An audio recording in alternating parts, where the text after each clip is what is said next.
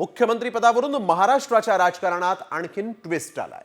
एकनाथ शिंदेंना दिल्लीत केंद्रीय मंत्रीपद देणार का याची आता चर्चा सुरू झाली. त्याला निमित्त ठरलं केंद्रीय मंत्री रामदास आठवले यांचं वक्तव्य. पाहुयात सत्ता स्थापनेच्या घडामोडींमध्ये भाजपचा काय प्लॅन आहे. शिंदेंची केंद्रात रवानगी होणार.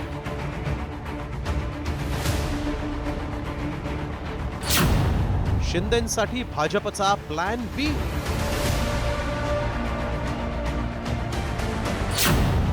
आठवलेंच्या दाव्यामुळे राज्यात खळबळ.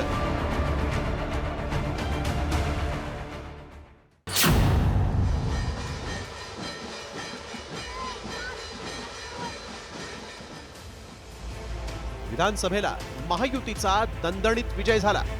बहुमताच्या संख्येपेक्षा जास्त आमदार असूनही सत्ता स्थापनेचं घोडं अडलेलं आहे. चर्चेचा गुऱ्हाळ मुंबई ते दिल्ली पर्यंत सुरूच आहे. तर दुसरीकडे एकनाथ शिंदेच मुख्यमंत्री व्हावेत म्हणून ठाण्यात आरती होतीये. तर मुंबईत सिद्धिविनायकाला साकडं घातलं जात आहे.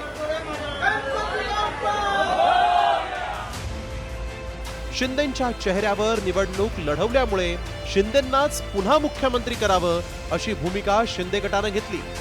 त्यामुळे मुख्यमंत्री पदावरून जोरदार रस्सीखेच सुरू आहे.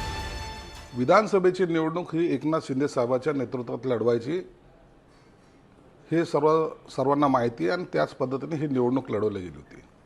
परंतु वरिष्ठ पातळीवर काय ॲग्रीमेंट झालं किंवा करार झाला याबद्दलची मला माहिती नाही.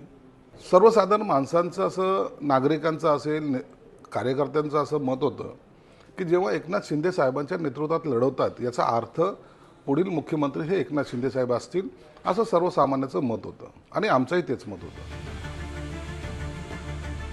तर दुसरीकडे केंद्रीय राज्यमंत्री रामदास आठवलेंनी केलेल्या विधानामुळे नव्या राजकीय घडामोडींना वेग येण्याची शक्यता आहे.